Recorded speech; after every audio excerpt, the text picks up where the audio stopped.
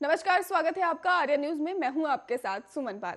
प्रधानमंत्री नरेंद्र मोदी आज video conferencing के माध्यम से प्रधानमंत्री राष्ट्रीय बाल पुरस्कार को ही विजेताओं को ही साथ में बातचीत करेंगे और इस अवसर पर ही केंद्रीय महिला और बाल विकास मंत्री स्मृति ईरानी और राज्य मंत्री डॉक्टर मुजपारा महेंद्र भाई भी मौजूद रहेंगे। कार्यक्रम सुबह 11:30 बजे शुरू होगा। PMRBP के हर पुरस्कार विजेता को ही एक पदक और 1 लाख रुपए नगद पुरस्कार और प्रमाण पत्र दिया जाएगा। ये पुरस्कार राष्ट्रपति भवन में एक समारोह में ही राष्ट्रपति द्वारा प्रदान किए जाते हैं। प्रधानमंत्री हर साल इन पुरस्कार विजेताओं के साथ बातचीत भी करते हैं। पुरस्कार विजेता हर साल गणतंत्र दिवस परेड में भी हिस्सा लेते हैं। हालांकि देश में ही कोविड-19 की स्थिति को देखते हुए इस साल ही दिल्ली में पुरस्कार समारोह आयोजित करना संभव नहीं हो सका है और 24 जनवरी को राष्ट्रीय बालिका दिवस के अवसर पर और आजादी का अमृत महोत्सव के हिस्से के रूप में ही प्रधानमंत्री नरेंद्र मोदी PMRBP 2022 के ही विजेताओं के साथ बातचीत करेंगे और बच्चे अपने माता पिता और अपने संबंधित जिले के संबंधित जिला मजिस्ट्रेट के साथ ही अपने जिला मुख्यालय से भी इस कार्यक्रम में शामिल होंगे।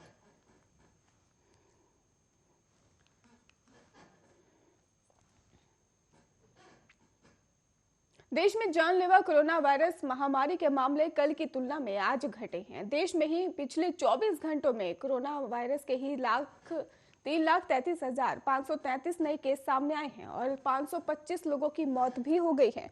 वहीं देश में ही दैनिक पॉजिटिविटी रेट भी 17.78% है। बड़ी बात यह है कि देश में ही आज कल से ही 4,171 कम मामले आए हैं और कल कोरोना वायरस के ही 3,37,704 मामले आए थे। आपको बता दें कि इसको लेकर भी केंद्रीय स्वास्थ्य मंत्रालय की ओर से जारी किए गए आंकड़ों के मुताबिक देश में ही अब एक्टिव मामलों की संख्या बढ़कर 21 लाख से ज्यादा हो गई है और वहीं इस महामारी से ही जान गंवाने वालों की संख्या भी लगातार बढ़ी हुई है और आंकड़ों के मुताबिक कल को ही 49,168 लोग ठीक हुए हैं और इसके बाद से ही अभी तक 3,65,60,650 लोग संक्रमण मुक्त हो चुके हैं।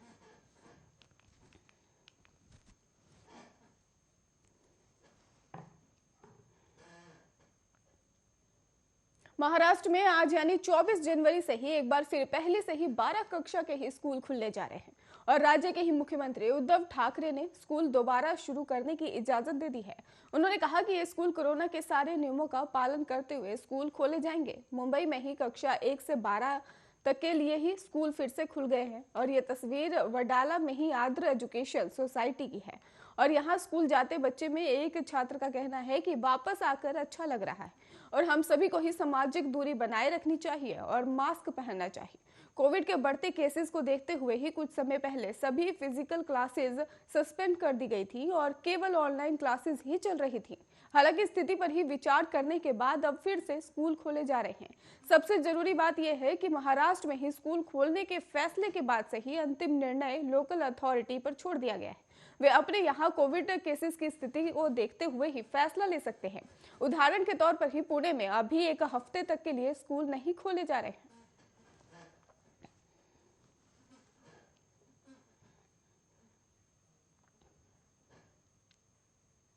भारत में कोरोना महामारी की तीसरी लहर को लेकर ही विशेषज्ञ ने आगाह कर दिया है। केरल के ही कोची में मौजूद IIMA में कोरोना टास्क फोर्स के ही सलाहकार डॉक्टर राजीव जयदेवन का कहना है कि आने वाले कुछ हफ्तों में ओमिक्रॉन के चलते पैदा हुई कोरोना महामारी की तीसरी लहर महानगरों के बाद अब छोटे शहरों और गाँव में फैलेगी।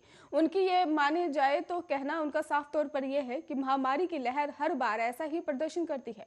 डॉक्टर राजीव जयदेवन से पूछा गया कि क्या ओमिक्रॉन कोरोना के अन्य वेरिएंट की जगह ले सकता है, तो ये क्या कहने आने पर दिनों में ही एक सामान्य सर्दी के रूप में ही तब्दील हो जाएगा और इस पर ही उन्होंने कहा कि यह वास्तव में सच नहीं है। यदि आप पिछले 2 साल में ही महामारी के इतिहास को देखें तो वेरिएंट अभी मर चुके हैं और वास्तव में ऐसा कोई संस्करण नहीं है जो लंबे समय तक जीवित रहे। हाँ, इनके छिटपुट मामले सामने आ सकते हैं। डॉक्टर राजीव जयदेवन ने दक्षिण अफ्रीका का उदाहरण देते हुए कहा कि उनकी लहरें क्लासिकल हैं और उन्होंने कहा कि पहली लहर का ही मूल वुहान है और दूसरी बीटा थी और तीसरी डेल्टा थी और चौथी ओमिक्रॉन है। और मार्च 2021 में ही भारत वुहान वेरिएंट से प्रभावित हुआ और फिर हम डेल्टा की चपेट में आ गए और अब इस साल हम ओमिक्रॉन की चपेट में आ गए। इसलिए ये काफी आश्वस्त है कि ओमिक्रॉन थोड़ी देर प्रभावी रहेगा। इसके लंबे समय तक ही डेल्टा वेरिएंट की तरह जीवित रहने की संभावना नहीं है। इस समय दोनों समान व्यवहार कर रहे हैं और उनके आने से कोई भी दूसरे से अधिक खतरनाक नहीं है। और वही कोविड-19 महामारी महाराष्ट्र के ही स्टेट टास्क फोर्स के ही सदस्य डॉक्टर शशांक जोशी का कहना है कि भारत में फरवरी के मध्य तक ही ओमिक्रॉन के मामले चरम पर पहुंचेंगे और इसके साथ ही तीसरी लहर का अंत हो जाने की संभावना है। मार्च में मामले बहुत कम हो जाएंगे और उम्मीद है